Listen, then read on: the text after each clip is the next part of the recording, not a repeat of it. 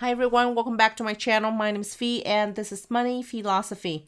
Thank you for coming back for another day of Tesla technical analysis. Today we will go over Tesla price actions over the last few days and project out the price target for the next few days as well as the coming week, with Tesla earnings being announced on April 20th after the market close. So we do have about a week and 1 day out from the day of financial earnings announcement. If you're new to my channel, please consider subscribing. I am a growth stock investor and a trader, and I'd love to share with you my investing and trading journeys. Without further ado, let's get right into it. As usual, we start with the daily chart here. As you can see, I did draw a bull flag that was started in the middle of March. And it did have a breakout the day of the delivery announcement.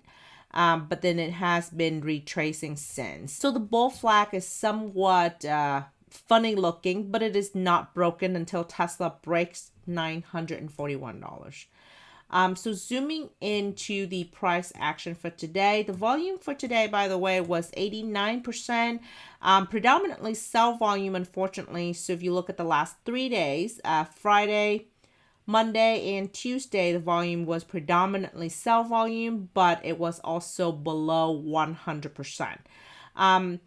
Even the last few weeks, I think the only day that we had a really good buy volume day was April 4, which happens to be the day of the delivery announcement. Other than that, every day after that was a sell-off. As indicated at the beginning, we have earnings coming up after the market closed on April 20th. So we have about 6 trading days, including tomorrow, Wednesday, the 13th, for Tesla to decide what it wants to do leading into earnings. Based on the daily chart of the last 2 days, it does look a little bearish. If it were just based on Monday alone, I would say this is a bottoming candle and chances are it would spike today. And it did spike, but the highest point was only $1,020. It could not get any higher than that. If you notice, there are 2 highlighted areas on my chart here. The first is this yellow tiny little area here, which signify a double gap, a gap up that was created by Tesla on the day of delivery news. And that gap was from $1,010 on the Friday before to $1,063 on the day of the delivery news. Tesla has since close that gap or attempted to close that gap, except for about the last $15. And today with the price action, Tesla also moved back up but did not reach back to $1,025 there. So there is a unfilled gap at this point, and what that means is that Tesla will eventually fill that, right? And so for the short term, Tesla moving back up to $1,025 is entirely foreseeable. There is another gap up here represented in this green area here, and that is the gap created on April 6th. This is from $1,090 down to about $1,073. So for all intents and purposes, that's a $20 gap, right? $1,090 to $1,070. This means that Tesla will necessarily go back up to $1,090 to fill this gap within the next few days or the next few weeks here. So that could also be considered a fairly short-term price target for Tesla for the time being. Again, this is based strictly on technical analysis, which I know a lot of investors out there don't necessarily agree with or care for. As traders, I care about technical analysis because it does give me opportunities to enter pretty good low-risk call options for the longer term hold. And so for that matter, technical analysis is important to me, but I am also a shareholder in Tesla and I have been holding shares since 2019. So I do not think that technical analysis necessarily will carry us until 2025 or the end of this decade for that matter. But it's still fun to look at short-term price action and see the opportunities to trade there. Going into the hourly chart here, so for today price action, as you can see, Tesla spike up the first half an hour, surpassing the bottom of the gap here, attempting to close the double gap up to about 2025, but it was not able to. It kind of stopped at $1,020. And so that's why I said there's a tiny $5 gap there. It's insignificant in the grand scheme of things, and some might consider Tesla already filled that gap. I just want to highlight that $5 gap there just so we can see it better, but that doesn't really mean anything of major significance at this point. The better gap to focus on is the gap up to $1,090. The pivot points for tomorrow on the upper end, $1,013. The middle pivot point is $994, and the bottom pivot point is $951. Right now, the 50 days SMA at $922. And I do think that Tesla, if continues to be bearish like this, it could touch $922. And in that process, it would fall out of the bull flag if it falls below $941. So if Tesla retests 50 days SMA at $922, it would effectively fall out of the bottom of the bull flag here at $941 and rendering the bull flag invalid. Meaning that we cannot count on the bull flag for another breakout. We're going to have to start from scratch with any technical pattern. In the past, my first price target for this bull flag was almost touch. Price target was $11.55 and Tesla got up to $11.52.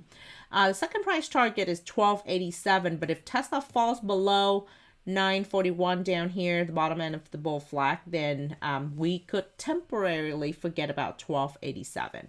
Once again, this is very short-term play, and I do not mean that Tesla cannot reach $12.87 on its own from a fundamental standpoint. Tesla is a very strong company, and I continue to believe in it for years to come. So this is very short-term outlook.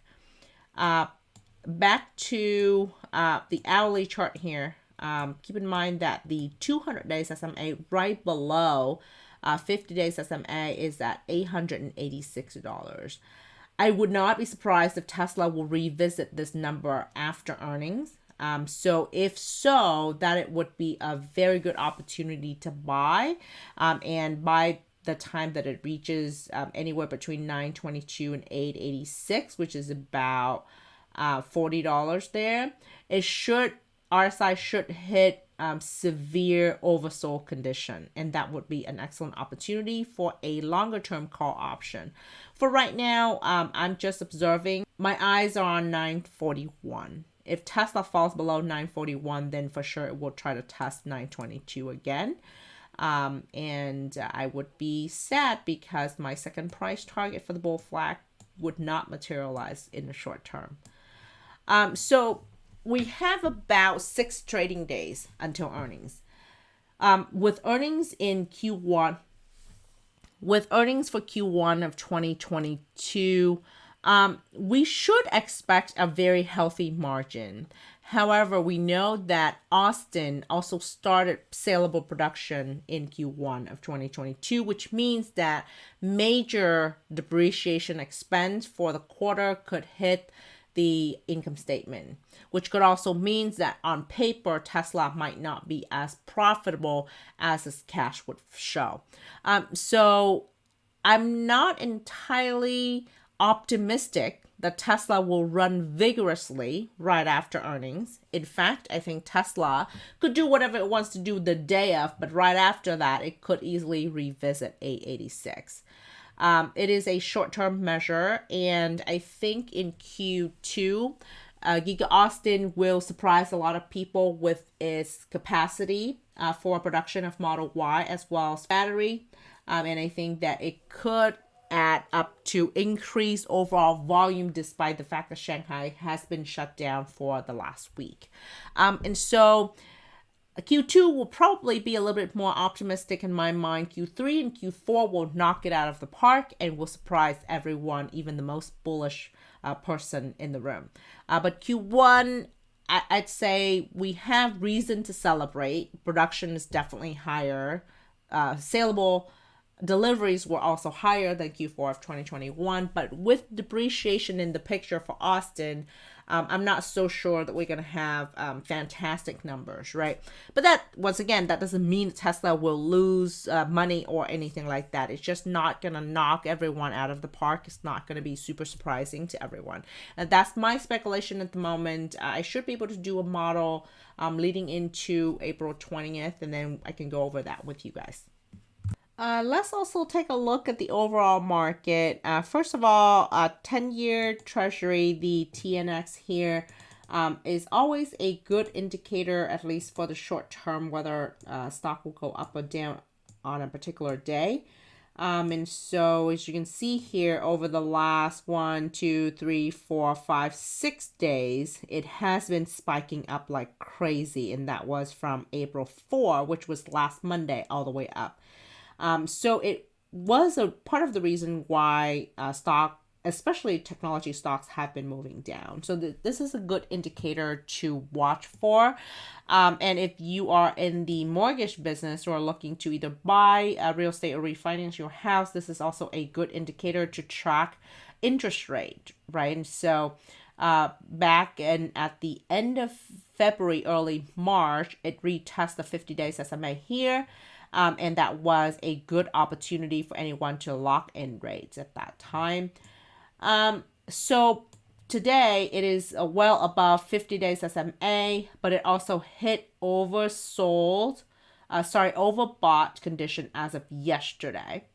And so in my mind, this means that it's going to correct itself a little bit. Does it fall all the way down to 21.36 from 27.25? I'm not sure, but it is possible that it will fall down to making another higher low at around 25 something. And that's still pretty good for any refinance or purchase to lock in rates at that point. But right now the signal is that it was overbought, and it should be relieving some of those buying pressure.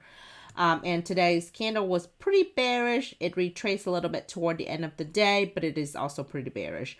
There is a gap. It needs to fill that at 26.51. So that's another 0.75 to go. And then there might be another gap down here to 24.11. So in the next week or so, I think that TNX is going to go down, and together with that mortgage rate, which means that the stock market, especially technology stocks, could go up. So this is a good indicator among the various indicators that you should be looking at. The other one that I will be looking at is the QQQ. So the QQQ is very bearish looking, much like Tesla over the last 5-6 days. It touched pretty much oversold territory, but not extreme oversold yesterday and today. If the QQQ moved down further and let RSI go all the way down here, so it needs to move to about 334 or lower, or even the previous low here at 318. That would be a very good opportunity for it to bounce right back up. The volume on Friday was 102%, so pretty average volume, which is decent volume. But it could not save itself from being bearish. The price action right now still look pretty bearish. Spider is also bearish.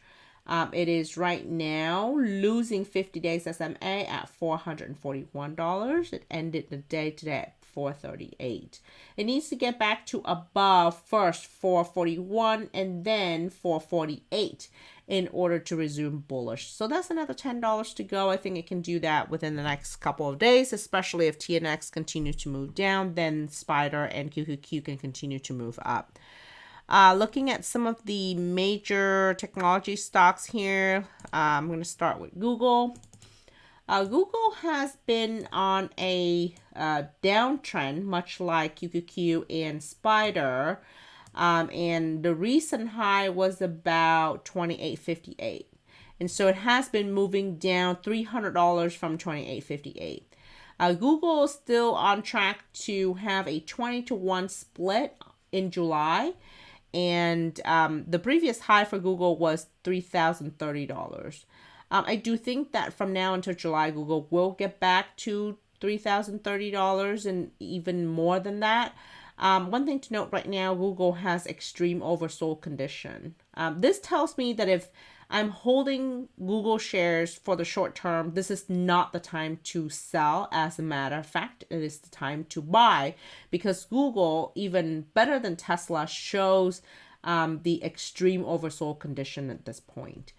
So for tomorrow, for example, if Google ever moved down to around previous day's low of about 25.39 or previous week's low at around 2,500, that is an absolutely fantastic entry point for leap call options to capture the upcoming split, as well as any shares that you'd like to purchase. Amazon, also a 20-to-1 split company. The split's supposed to happen in June, unlike Google, all the way into July. Amazon is in June. So Amazon is on its way back down to the 2,800 mark. RSI is at oversold, but it's not as severe as Google. So it probably have a little bit more room to go. Today, Amazon did attempt to get back up to $3,097, which is 50-day SMA, but it was not able to hold that level, and it moved back down, retracing back down dramatically from the high of the day, which is unfortunate. But once again, these are probably short-term overreaction in my mind, especially with RSI being at oversold right now. Netflix has been beaten down pretty much lately as well. Now, Netflix from here doesn't look like a touch oversold just yet, but it is getting there. So we're probably going to touch $318 or so, even $300 at some point before bouncing. Netflix earnings is on the 19th of April, which is next Tuesday. So it'll be interesting to see how Netflix behave. Now, based off of last earnings, it had a significant drop from around $507 down to $400, which is a $100 drop, and then ever since then it keep moving down another $50 to $60. So that's pretty sad for Netflix. We'll see how Netflix perform this time, but if you look at the earnings per share for Netflix, the drop is justified, right? Back in 2021, earnings per share were $3.75 each, then $2.97, $3.19, and all of a sudden dropped down to $1.33. This is pretty major and significant for shareholders. Hopefully it will pick up this coming quarter, or whether or not a dollar range will be the new trend, right? Because that is not good for long-term shareholders, who, especially those who bought Netflix at around 400 or 450. If Netflix continue to pull $1 or $1.50 earnings per share, then it might be time to exit, because the stock is overvalued at $400 or $500. Lastly, let's take a look at my favorite, Shopify. Shopify is my favorite stock to trade.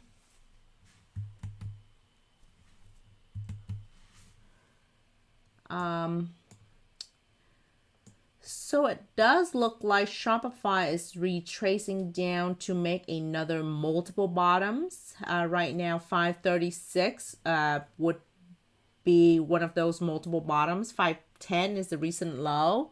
It is only about $80 from here, and Shopify moves really fast, so it could get back there.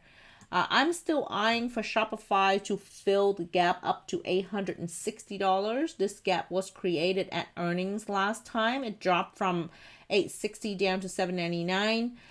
So I'm eyeing for this gap to be filled, which means that Shopify needs to go back up first to 50 days SMA right now at 701. That is another $100 from here, and then go all the way up to $860.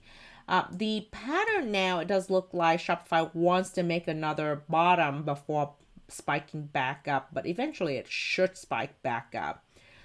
When Shopify hit 536 or 510 within that range, I would consider a leap call option. Right now, the RSI does seem to be a little bit of a divergence here, but it is not enough for me to call the reversal just yet.